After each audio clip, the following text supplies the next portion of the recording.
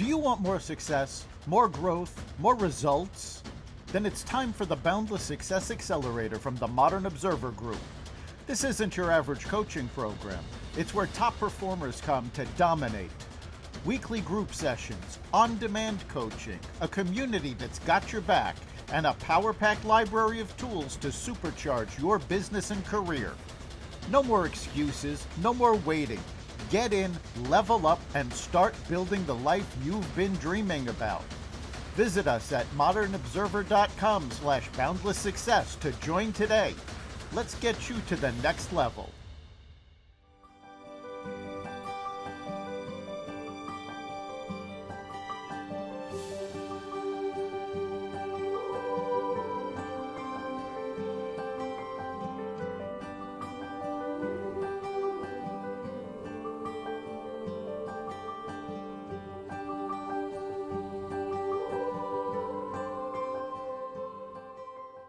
We are lighting the candle, a world that works. Hello, everyone. I'm Bill Correll.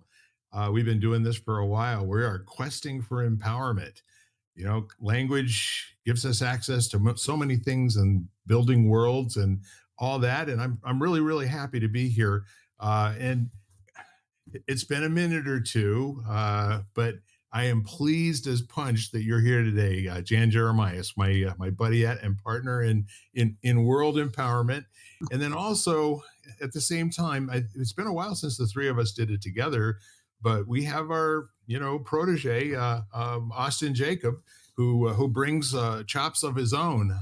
He's basically out there in the world. The language tools that you use are far updated to the ones that I'm educated with, and I learn something every time you and I speak. I think it's fantastic. But all of that said, we were talking about, I don't know, have either of you heard the word anachronism? An anachronism would be in a story somewhere if there's a device in that story that had not yet been invented.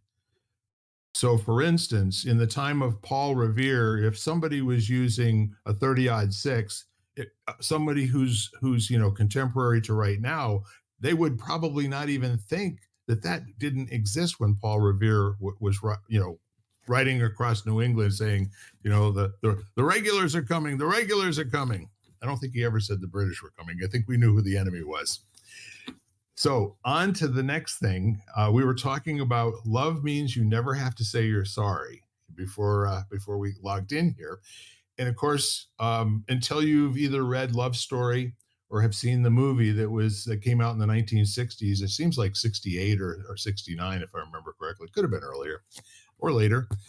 But the point is, it was about, I would say that was the first really popular movie that came out where there was a woman using foul language every other word for an hour and a half. It was different, wasn't it, Jan? Yeah, that's so funny because I actually don't remember that about the movie. Yeah. That's not what comes to mind. No.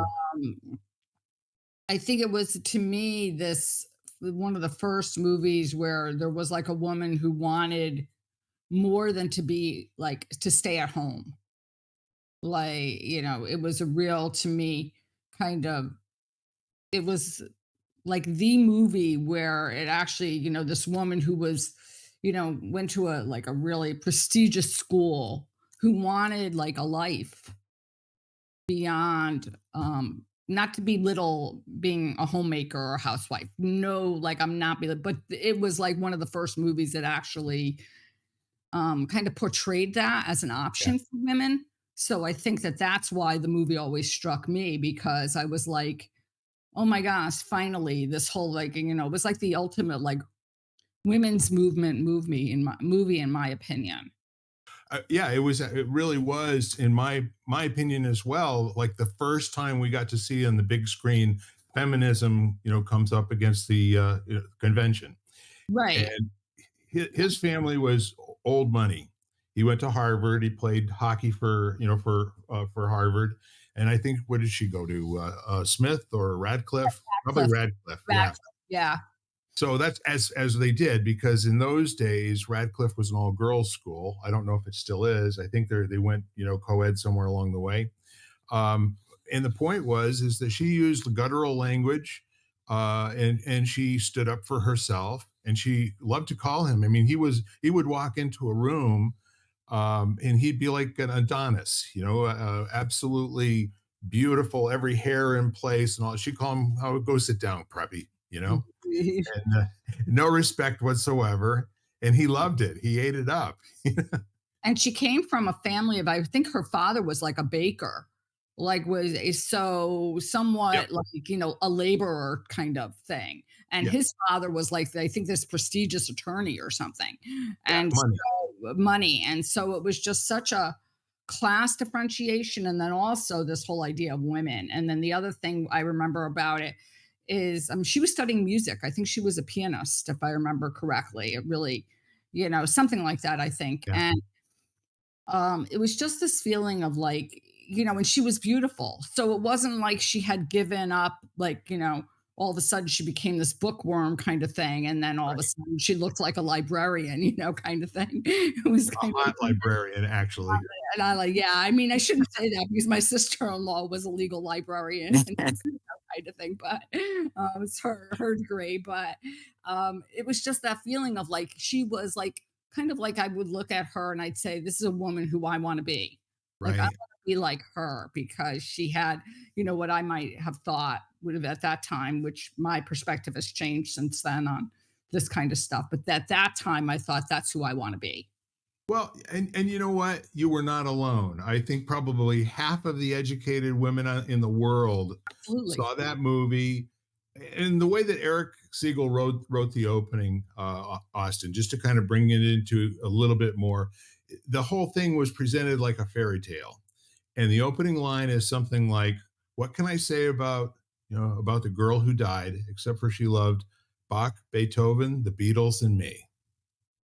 you know so that's kind of strange company, Bach, Beethoven, Beatles, and the preppy from Harvard, who is a big star on the hockey rink. But every once in a while there's a movie that comes along, and it shatters the previous paradigm, and it opens up all sorts of new things. There's so many possibilities that were created in that movie, and whenever possibilities are created that way, they're either good or bad, right?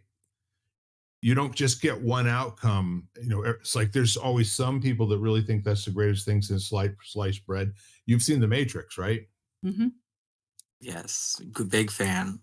So that completely destroyed anybody's idea of what special effects could ever go back to.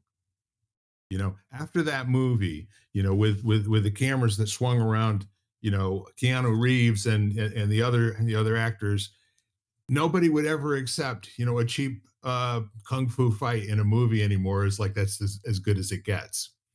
The Wachowski brothers really outdid themselves, and they got a really good team of people to produce the movie. So we have these paradigm busters that come along, and some people call it a shift, and other people, it just destroys their memory of what came before. And as you're saying that, it reminds me of years ago. I went to in Boston. There's a computer museum, Yeah. and so I went, and at the time, especially going with my dad, because my dad worked in computers for since the beginning, and spent the whole time going, I worked on that machine and I worked on that machine, like as we walked down aisles. But I remember being so like, all of a sudden it struck me as you looked at what was like the tricorder in Star Trek, and it was the model for the cell phone. I mean, that's what it was. I mean, and all of a sudden it like dawning on me after watching the show and growing up on the show, probably being before my time in some ways, but as a kid watching repeats and then sitting there and thinking to myself and not realizing, I think, much more till I was an adult, how much things like movies and everything played a role in, you know, in the way things progressed and in movement forward and possibility. Yeah, and quite honestly, I don't know if either of you spend that much time watching any type of current, produced media or movies or TV shows and that sort of thing. But I'm nonplussed by the quality of stuff that's going on right now. I don't think there's a lot that's intended to feed the mind, you know? I think a lot of it is just um it's playing to certain people's interests and beliefs and all of that sort of thing. But I don't think there's anything out there that's intending to shatter paradigms, if you will. I don't know what it would be right now, and somebody could tell me, and I would watch it for sure. Always up for that kind of advice. There was a question in there somewhere, Austin. Well, I got an answer. Gaia streaming is I believe a reputable source of nurturing not only the mind but the body and the soul, and you can Yep. customize it. It's very integrated in ways that allow diverse interests to be explored. And as I said, I believe it's reputable. Everything with a grain of salt when it comes to what resonates with you and what doesn't. But from Yeah. just the vast amount of information that's out there, I do like Gaia streaming thus far. So that's a great place. And we've been talking about. I wanted to kind of jump in, but I was listening to all the nuggets here between the movies and how movements like a movie can occur or be perceived collectively from these movies. And I kept having this thought run over and over and over. And I was like, oh, I want to share this. I wonder if they've thought of it this way. But we're all kind of creating the most amazing movie. And the reason why that thought kind of train of thought came in was when you described how the movie, Jan, kind of instilled that new possibility or a possibility, not even new. And when I think of a lot of the work that both of you are doing and we're all doing together here with empowerment, that's a lot of how I see it is the movies that we are creating, we don't always get to know or plan it in front of somebody and be like, it's good. This is going to be the ripple effect of this. But in our last podcast, Bill, we talked a little bit about integrity and how that unfolds. And this is a movie of integrity. I love it. I, And what possibility does that place for somebody who's lived in a life where there's been none? Mhm. I had to do an interesting exercise yesterday. I'm doing a program, and we had to write something about somebody we admire. So I chose a close friend of mine who I really admire her. And so I wrote about her. We didn't have to share it, but I wrote about her. I then shared it with her. So I decided that I was going to send it to her. And so she wrote back to me and she said, "Oh my gosh, I can't believe this is how you see me." And we were doing it as an exercise to kind of fine tune what we value. And so it was kind of like somebody I admire. And part of it was like I realized like the things that I admire in her, I truly value. Like those are things that are obviously very important to me, which I think I feel that she kind of embodies. And so I shared that with her, and she said, "I can't believe you wrote this about me. And I can't believe this is how you think of me." Now, she then gave it to her partner, who said, "Of course, I could see that." And she was like, "Thank you so much, because I think you and Jan are the only ones who share this," like kind of thing. I mean, she has kids and everything, so I'm sure, like, but it was just so interesting because how often do we not see ourselves in that Exactly. possibility or in that, in the same way that others see us, because we have this idea in our head of how we're supposed to be. Exactly. And I've been spending a lot of time there, with one lesson that I've learned from Austin and, about talking. And even in my mind, like if I meditate, I spend a lot of time there talking to myself and telling myself I shouldn't experience it this way. I shouldn't be thinking like that. I shouldn't be feeling like that. And I kind of redirect myself immediately out. It's kind of like, you shouldn't think like that. And I'm like, gone. Like, I'm go focus on your breath, and that's a really positive tool, let's say breath work or meditation. But I realize how quick I am to not want to go there. Like it's just an observation I've come to over the last like 3 weeks that I've been parked and I haven't been able to move much. Yeah. I've just been like, oh my gosh, like I do not want to stay here. I avoid. I'm like, okay, I'm avoiding that. Like, okay, I'm avoiding that. And it's just been so interesting to me. And then now I've been sitting there and saying, can you stay here? Like, can you visit this for a little while? And I like the word visit because it means that I don't have to live there. Like, I can visit here and then I can decide I want to visit somewhere else. But it's just been such an interesting practice for me of late. In the psych and medical world, I came across I have a friend, and he introduced. Have you ever heard of Johari window? The Johari window, Johari Sounds window. familiar. Sounds very familiar. It's I'm gonna butcher it, but go look it up on your own. But it's a psychoanalyzation. I don't know if it's an entire modality, but it's like a practice you were kind of describing. And there's four viewpoints that go into, say, like a square with a cross in the middle. And one of the viewpoints is, what do you think about yourself? Another is, what does this person think? Another is like another perspective of that, how somebody else thinks about it's something. It's a four different perspectives of what you are perceiving, and it's an interesting introspection, but also a tool to really get to know yourself. From other perspectives, and like you can share it with others and have laughs and learn more about yourself. Hmm. Johari window. Okay, thanks. I'll have to look it up. Well, I know you can appreciate the science. yeah, I want to I want to compliment you on both being able to notice this behavior in yourself, and then also putting an alternative thought in place to the one that you were thrown to. And it's really kind of interesting because people do get in the habit of having a feeling, and that they listen to the feeling that's non-descriptive, and then it gets tagged with words. So when that feeling comes, a sentence can come as well. And that's what they're avoiding, what comes after that sentence. And it takes a tremendous amount of both courage and self-awareness to both notice that it's happening, and then make a choice, as you said, to continue visiting it for a minute longer. If I stay here just a little while longer, what will that do?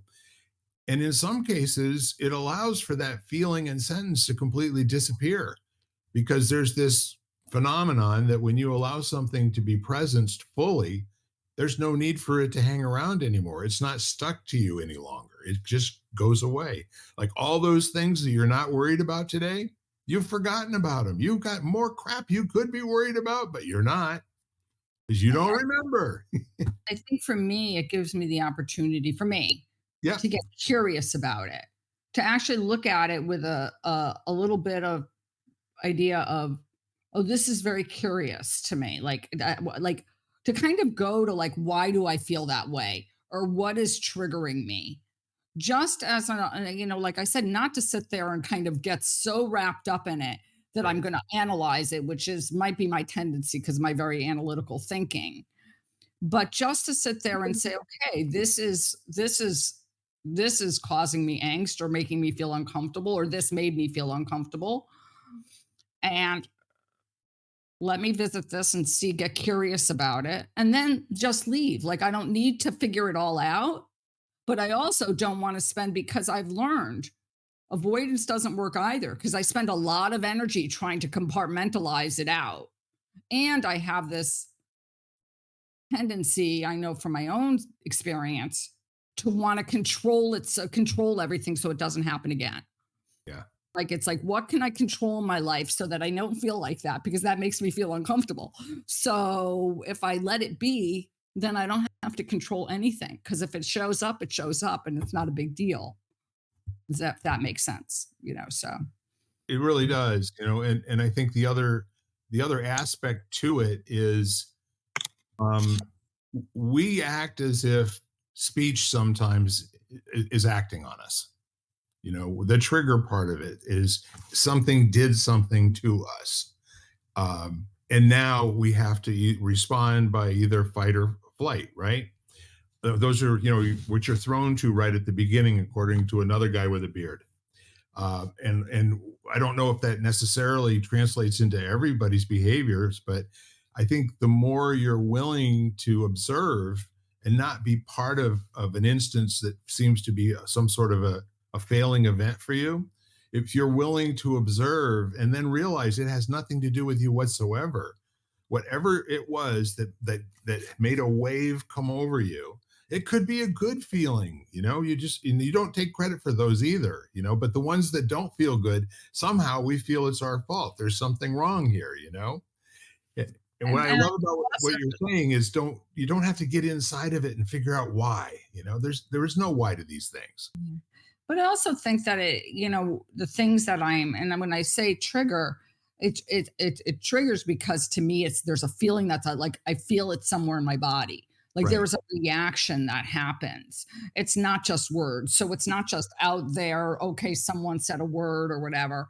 There's an actual sensation that happens. Yep. And it's much more that sensation um that I might be able to breathe through. And I've learned through the years of not having to identify that feeling and give it a name and a label. Like I don't do that anymore because that doesn't, to me, there's words sometimes are not sufficient to whatever that feeling is. Like I can't articulate it.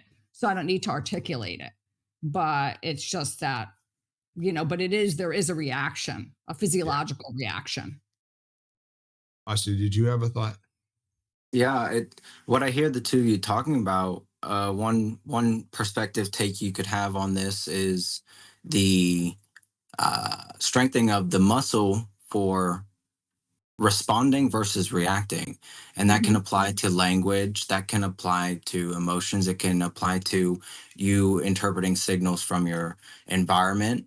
And it can also go a layer of awareness deeper, and you're seeing, say, more on a quantum level, how the environment's also reacting to you. And Right. so it's, to me, it's while there's like a harmony or a middle way of balancing how you're responding versus reacting to the environment, and also affording the environment the same like it's a bit honoring, rather, or acknowledging. That's where, like, how I kind of see observation. You're seeing how it's reacting to your response, and you're seeing how its response is to your react.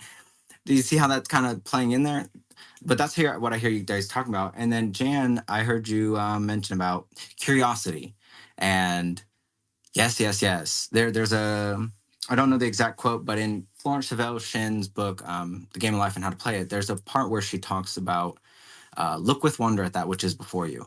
And that's like one of my mantras. Literally, I actually have it written down here, but that's curiosity to me. But it's also seeing life from a sacred lens and an empowered lens. A abundance lens versus a scarcity lens, a empowered lens versus a victim lens. Um, it's not perfect. It's not. We're not meant to be perfect. We're imperfectly perfect.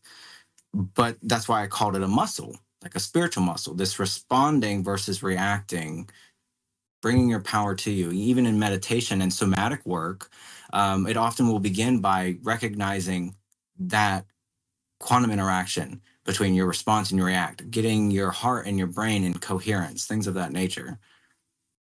It's interesting. Great choice of words. When you stop and think about how we respond to things, um, whatever it be, we have a limited understanding of the term language because it's all language. Any interaction that we have object to object with any animals, the wall, a truck, the a tree, there's a conversation going on wherever there's some sort of an interaction. And then you can be around animals and not have to say a word and just move your head a little bit and make a little nod, and they know exactly what you're saying. You've created a conversation in just one motion or one movement. And they do that with horses in dressage. They do it with the dancing military horses like the Lipizzaner's and the Spanish horses. There's this really wonderful conversation. It's a dialogue, and when it really is at a masterful level, it looks like there's nothing going on, which makes it really almost miraculous. The other Mhm. thing that I like that you said was the coherence. That's a term that also has to do with alignment. It has to do with cohesive direction. The term for a laser is coherent light. And what does it take in order to create a laser? Having worked in the field for a while and having studied it a little bit, because I worked for three guys that all had PhDs, um, it takes a lot.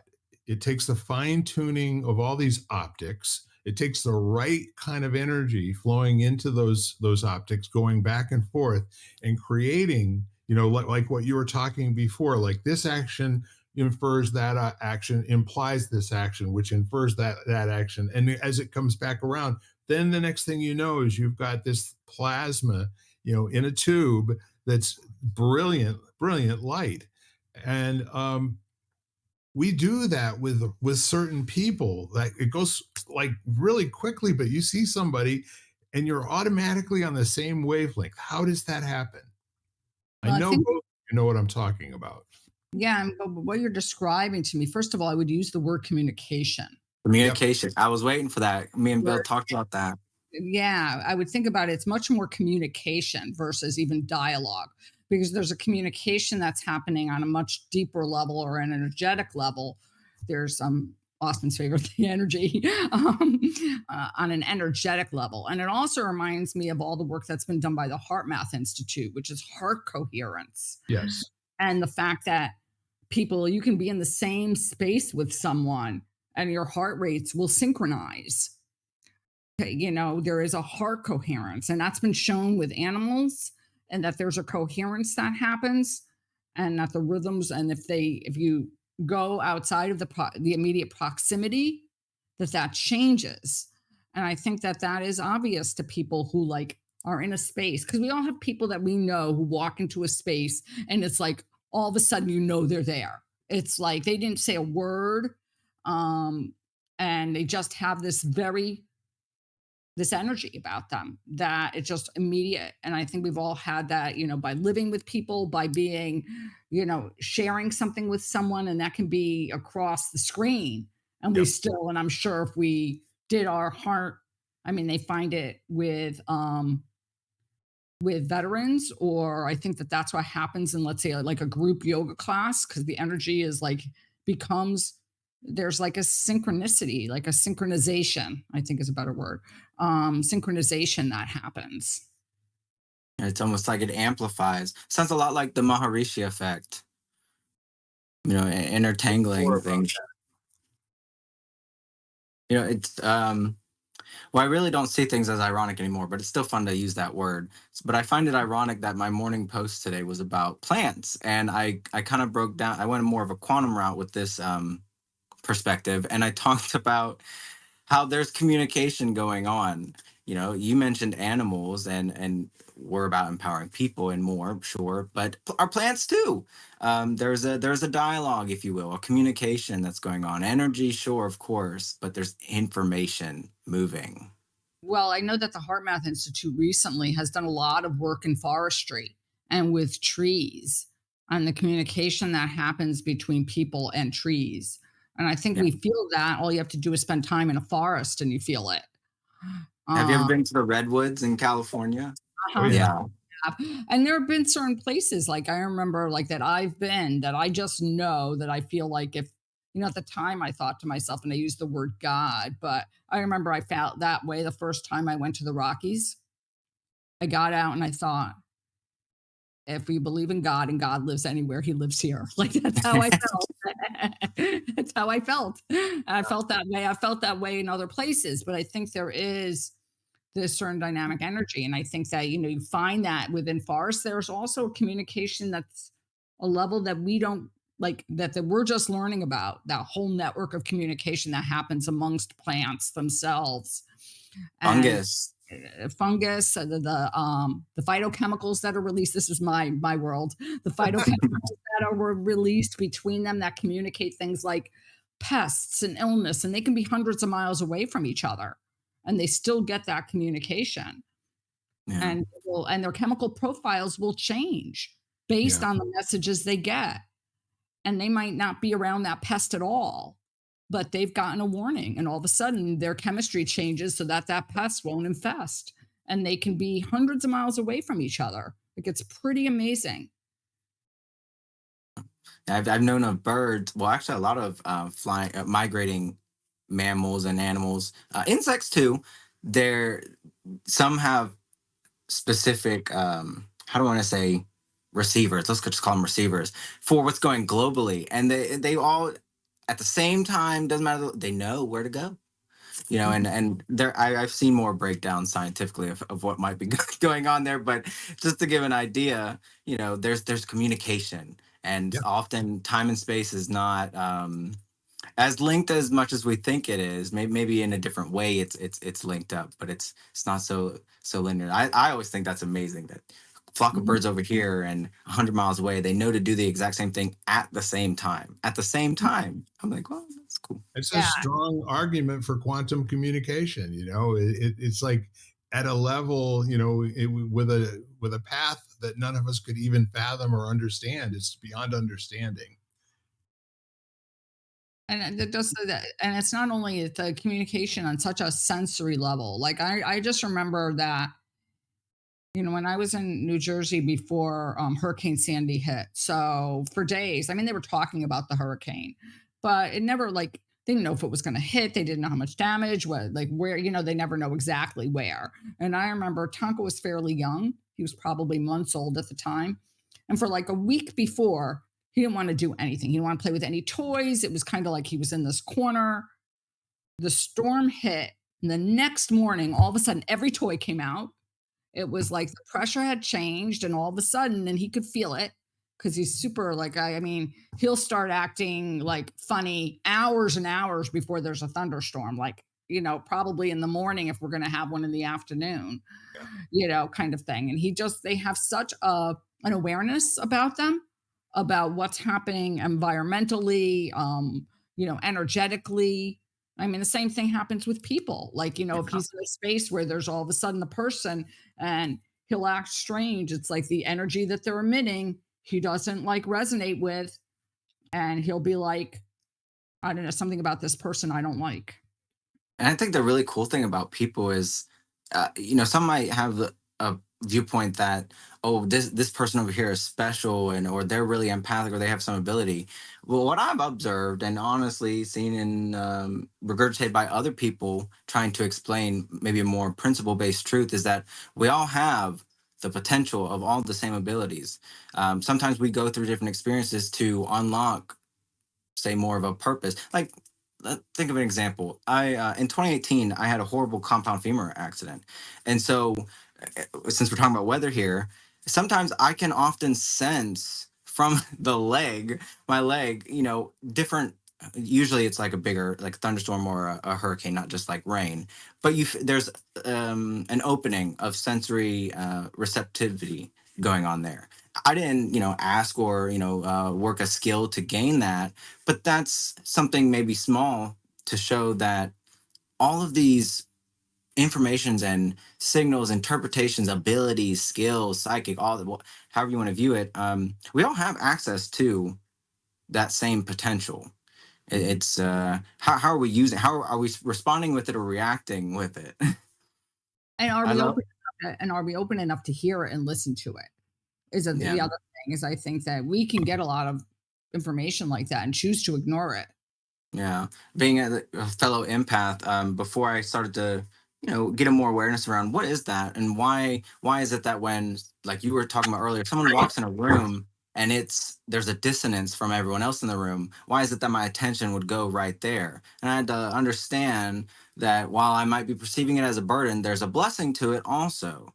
It's just I looked at it as, in the medical world you would see it as overstimulation happening. In the metaphysical community they call it empathic. In self-help they call it, or quantum they call it, you're attracting your polarity. All these things are applying in their own way, but we have the ability in the same way to unlock these, call them psychic abilities, to be aware of how is this actually unlocking something else for me than what I'm just perceiving. And it could be as simple as you're in a room and someone makes a funny joke and you lock eyes with another gentleman, and y'all are like giggling, but you're not laughing, but you're having a moment.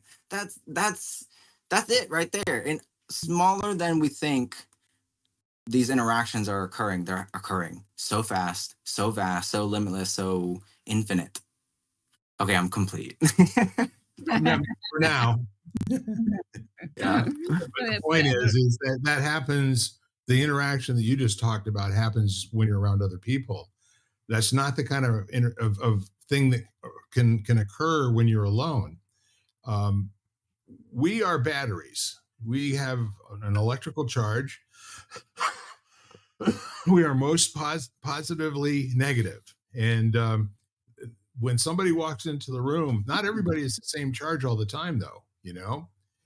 And you can do this experiment, you know, when you walk across the floor and you scuff your feet on a nylon carpeting, and then you discharge to somebody, you know, we're doing that all of the time at such a low level that our perception to it is usually drowned out by all the other sensory perceptions that we have.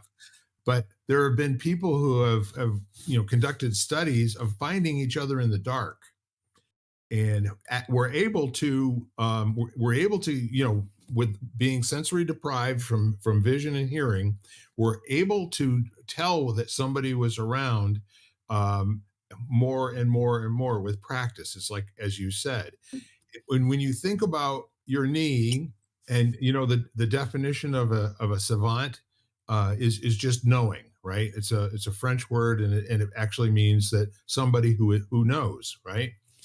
And you get somebody who's really good with math, or somebody who's you know, somehow knows how to play the piano and can make up, you know, Mozart can whatever, you know, at the drop of a hat. um all of us do have every one of those skill potentials. And it's like, you know, the old story of the two wolves on your shoulders, you know, the wolf that is constantly speaking good to you, and the other one that's speaking bad. The old sage Indian, you know, says they're always going to be there on your shoulder. And then the young Indian says, yes, but which one wins? And he says, the one you feed. Mhm. Yeah. Yeah. So life is like that. Whatever you pay attention to gets amplified, it gets to become normalized, and then it gets internalized into your conscious, you know, competence, and then you're going to be unconsciously competent at some point. Which is why people are able to. In the old days, Austin, we used to have these things called desk phones and wall phones, and I tell you, it's a real thing that many of us would go and pick up the phone and say, "Hello, mom," and she'd be there, and it didn't ring. Or it would ring and you'd say, hello, mom, or hello, you know, whoever it was. It's not, you can't really replicate that experience with a cell phone for some reason. I know that they've trained, and I say they as if I know. But Someone, I've somewhere, I right? know that these we were talking about, expanding our own awareness of our abilities, our gifts, our uniqueness.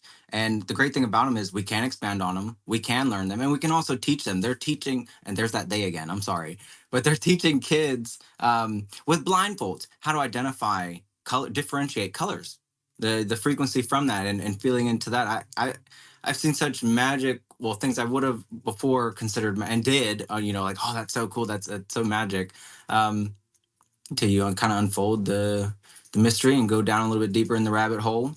Yep. I don't remember what inspiration I got, but I wrote down this: the sum is greater than the whole of its part, or the whole is greater than the sum of its parts. But I can't remember what prompted me to write that down. But I think about when you're talking about this, like we all have this ability, but I think that one is that we become distracted by the world, by all the, and I want to call it nonsense, like the Noise. nonsense, the noise. Yeah. And that is really, that really clouds or fogs our ability to see or to feel or to be that, to be whatever to amplify whatever we have. It pulls us out of ourselves. and into, being distracted. Um, and I think that that's really, when you talk about, to me, training or trying to cultivate that, it's your ability to be able to turn that off a little bit Yeah. and to not have it be it like in quotes, it be your focus. Um, because it is distracting.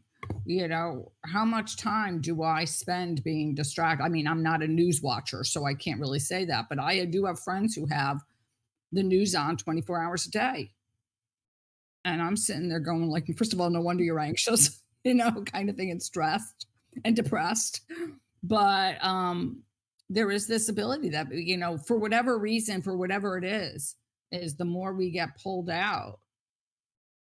I mean, I think we have to start with what is pulling us out, and Right. why do I see it as pulling me out? Is what's the awareness behind the purpose of? Is there something better I want? Do I know of something better I want? And what we allow to digest in us, whether orally, sight, it's Right. all playing into that, our personality, and what we're allowing us to respond to, or are we going to react to it? And it's awareness Yeah, behind I heard an interesting interview recently, and they were talking about whether, like, if you are obsessed with watching the news or whatever, what you do with that information. Like, are you doing it to somehow become more, like, to become more positive, like to do something that's going to make change, and kind of, and that is the reason you're listening to it. But if you get that information and it's a constant drone of information and you do absolutely nothing with it, Right. does it really serve a purpose? Sounds like we're circling back to your previous statement about curiosity. Exactly. Ask questions. Why am I watching this? What am I getting from this? Is this actually nurturing me? That's right. Is this actually helping me? Does it make me feel better? If it doesn't make me feel better, like, maybe I need to make a different choice here, coming to the word curious and then opting to do something different or trying something different. If Yeah. you're getting on that mode of curiosity, it's like realizing, like, you can make a change and say, okay, this wasn't a good change, like, this, I didn't get from this what I wanted to, I And live Bill my, will often and yeah, Bill will often talking about the courage behind that too. To even take that curiosity to its next step. absolutely. Which Absolutely. is still going to be asking questions, by the way. When you start to predict what you're going to do with this newfound wisdom, you're in big trouble. It just don't work that way. It doesn't end. You mentioned magic earlier, but I don't know if you're familiar with Arthur C. Clarke. He's a very, very notable science fiction writer, author, futurist, a great scientist, university professor, etc. And one of my favorite quotes that he has is that any sufficiently advanced technology is indistinguishable from magic. Okay. And that means that, when you hold a cell phone in your hand and you've never seen one before, it's magic. You know, sometimes the person who can interrupt their we all kind of like behave like transistor radios that are all tuned to the same station all the time. We don't realize that there's another whole, millions of bands of information out there, and there's no way it can possibly get in because we're always tuned to the same station. So sometimes we have to be willing to realize that the only way to notice that there's more going on in the world is not to change the station, but turn off the transistor radio altogether, completely shut everything down for a minute or two every once in a while and just see what happens. Like an experiment. Try it for a while. If you don't like it, do something else. But It's the story of my life. I live life like I'm an experiment. So I always love that. The scientist in me comes out because I'm like, okay, I'm just an experiment waiting. That's all I am. But I love not only the tuning, like the tuner, like I love that image, but also the idea of the volume. Like, to me, the amounts that we, kind of like, there is a, okay, there is the ability to turn on, like up a notch and down a notch. Like, I talk about that a lot. Like, let's say in a physical, like, yoga practice, like, you can turn it up a notch and do this, or you can turn it down a notch and do this. And then you decide which one you need. Like you decide which one is going to better give you what you're looking for. And every now and then, like I said, you make a mistake and you're like, okay, I turned up the volume too loud on that one and I hurt myself, or I'm in a lot of pain or discomfort for the next 2 days. And certain days you sit there and it's all this kind of curiosity and practice of realizing there's no good or bad, sort of not like the wolves. It's not like good or bad, it's just information. Yeah. Yeah. What I love about what you're saying is it also points back to the thrownness of people to have to figure out what went wrong, why, like one and naming a feeling and all the rest of that. And you know what they say is if only name the things in your life you want to hang around, don't name things that you want to go away. Leave them alone, forget about them. But I think really when we're discussing all of this, it's a lot of conversation, all pointing to one particular place, which is called when you're having a reaction to the world somehow, own the reaction. Don't own the response. Own the reaction. They're quite different. When you take a moment to say, this is something that, as you said before, I responded to and not reacted to, you want to own the reaction because that's the thing you can do something about to turn it into a response, right?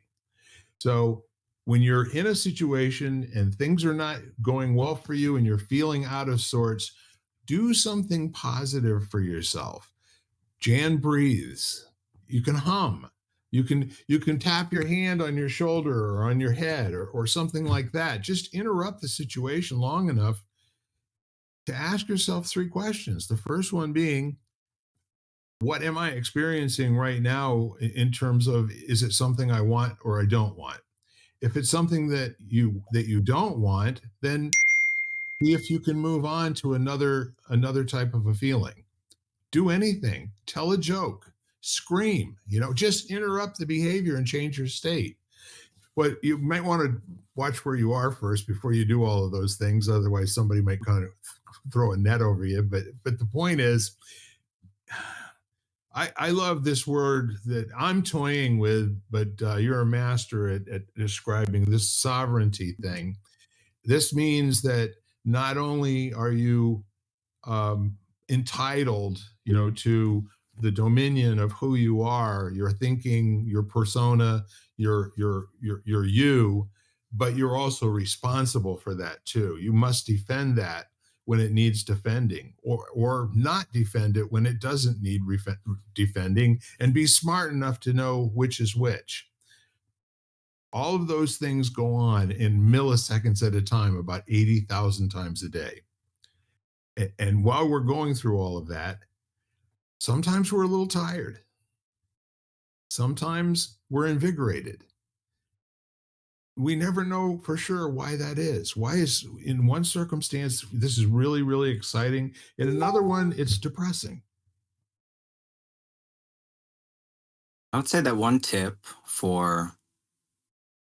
to follow what you're talking about here is be mindful of any assessing and like measuring the response, because owning doesn't necessarily mean response. As people, we have a tendency to want an answer, want a logical uh, response from the reaction. So you stub your toe, you're probably likely going to find something to blame it on. Oh, I hit the table. Oh, this, like we are almost addicted to, there has to be a reason to it. So I would just add to follow that up to be mindful of how much am I measuring, because putting that much attention in trying to understand it fully and completely and wholly, as if that were possible, is actually using a lot of energy and towards of just being present with it and doing, as you said, owning it, surrendering to it, accepting it, integrating it, even recognizing it, observing it, being curious about it.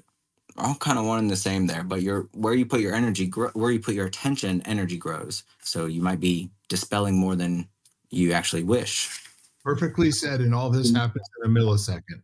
Yeah, and This isn't for hours. But I energy think does not necessarily respond to time or space. We get to funnel that, and yeah, Agreed. but I'm thinking of like this whole idea of noticing. So of noticing, and the reason I said because I've had a number of, let's say, animal encounters of late where I really feel like they had true meaning. Like, and so not looking at it as like, yes, there isn't an explanation for everything, and I don't need an explanation and need to go down that road for everything. But there are certain things that come in which are not what I might say what aren't normal. Like, really, the other day I turned, and right on the fence right next to my house was this eagle, was a young eagle. And I thought to myself, okay, like, like this to me was some sort of symbolic sign. I'm like, okay, what's it to me? What do eagles mean? What is that meaning for me? Then I went and looked up what the symbolism of eagles meant just because I was curious to know, but it was, and then yesterday for like 3 hours, there was a dragonfly on my screen. And like, I thought to myself, like, first I didn't know what it was or whatever. Then I went, like, I came back like an hour later, it was still there. And it must have been on that screen, that same screen in that same spot for like 3 or 4 hours. And I'm sitting there and I'm like, oh, that's like, I'm really curious about that. And I know some symbolism of dragonflies. And then I went in and looked, but I don't want to me, I don't want to miss those things. And I don't want to become like, I want to pay attention. yeah. I And get that, and I think when you're measuring, it's taking you away from doing just that because you're so focused on, well, what does it right. mean? Well, this. I was like, at first, years ago, I went to hear this, one of my favorite poets. And for him to read his poetry, and he talked about where he was in life when he wrote the poems, which was really interesting. But I'd been reading his poetry for like years before that. And I was actually really happy that I didn't know the meaning of what he meant behind the poems, that I got my own meaning. And then I heard what he put in, like what he meant by writing the poem and where he was in his life. And that's how I kind of perceived, like, I didn't immediately say to myself, okay, what do eagles mean and whatever. And I was telling my friend this story, my friend Rita, who's like a shaman. And she said, well, what do you think eagles mean? Mm-hmm. Like, what does it mean to you? What message do you think it's trying to give you? And then I looked up, some of the meaning, but it was much more like what did it mean to me? Like, what was it trying to, it did have a message, but it was a message, obviously, it came to me. So it was a message directly to me. It reminds me of like the images that come in dreams. I love that, and I love that she afforded you the empowerment moment instead of giving you like an answer Right, exactly. or giving you a meaning. She was like, well, what does it mean to you? That's perfect. It was interesting because I also heard an interview with this with a musician, a famous musician, and he was saying that people would come up to him all the time and say to him, "Oh, I loved your song. This is what it meant," and everything. He said, "To be honest, I just write the songs." He said, "Sometimes I don't understand their meaning. Like they just kind of flow out." Like he's like, and I thought it was so, because we have this idea in our head of like it, but it was like, oh my gosh, I love that song. And when you said this, it's so like, oh, I so got what you meant. And he's sitting there going like, I didn't know what it meant, Explain it to me, please, Exactly. So here's really, excuse me, every time we talk, there are so many wonderful things that get said. But I would say if you remember only one thing from today, don't worry, be happy.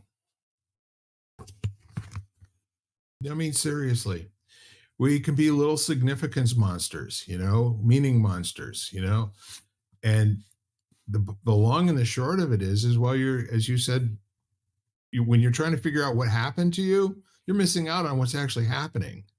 You're away from living your life. You're now in the, not necessarily questioning, you're seeking the answer. Like, I can tell you truthfully, there's no truth in the world. We have a lot of agreement that you can go look up. But the truth is what you discover personally for yourself, that you don't have to check with anybody else. That's where truth lives.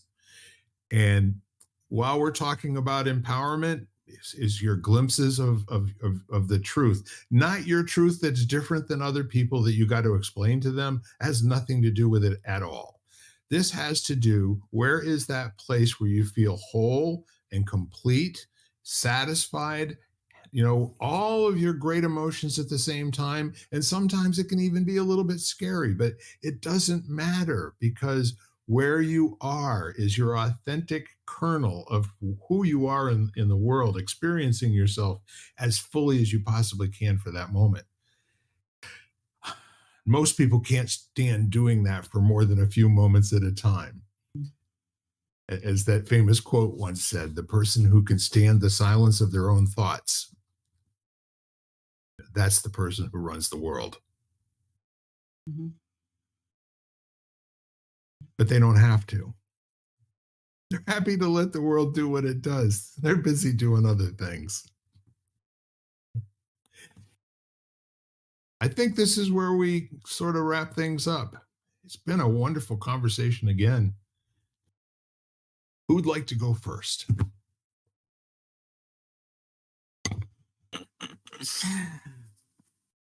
We are not in the universe. The universe is within us. Rumi. Yeah. The universe is the answer. What questions, curiosity, wonders are we looking with? Are we asking ourselves? Are we focused on defining that answer or living the question? Now that came from me, but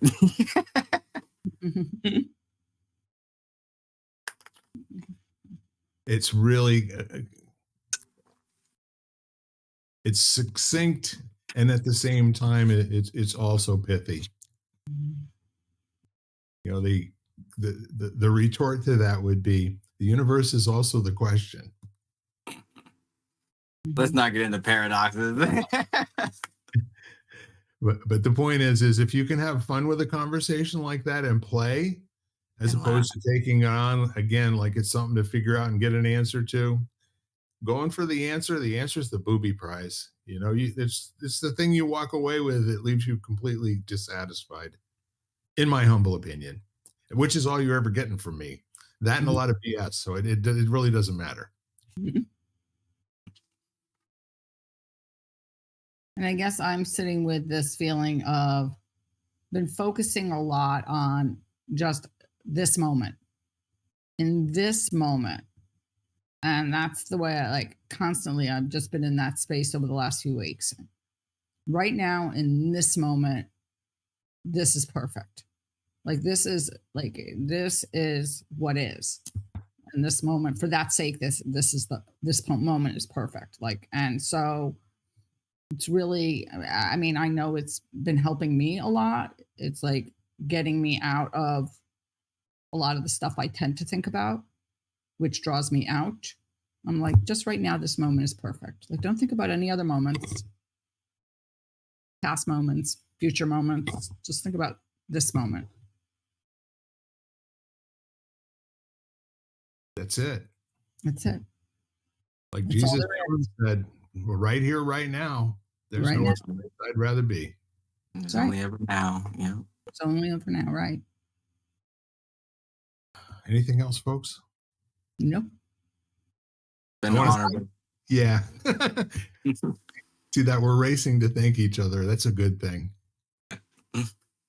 I love sharing laughs with you guys.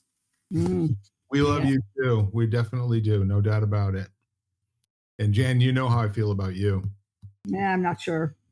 And Tom. Well, now that you asked the question, now you better go find the answer, right? Right, exactly. So there is one more bit of work I want to give everybody, including you two fine folks. In our lives, especially now, there are people who are struggling. And I'm going to ask you, please reach out to somebody that you love and let them know that they're important in your life, and that if they ever need anything, you'll be there. And especially let them know that your life works because they're in it. Don't and I hate to ask you to do something with a negative. So be the person who is always there, as opposed to being the person who may not be. Mhm. We're not that way.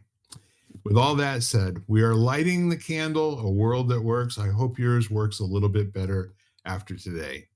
Be well, everyone, and bye for now. Bye-bye, everybody. Till next time.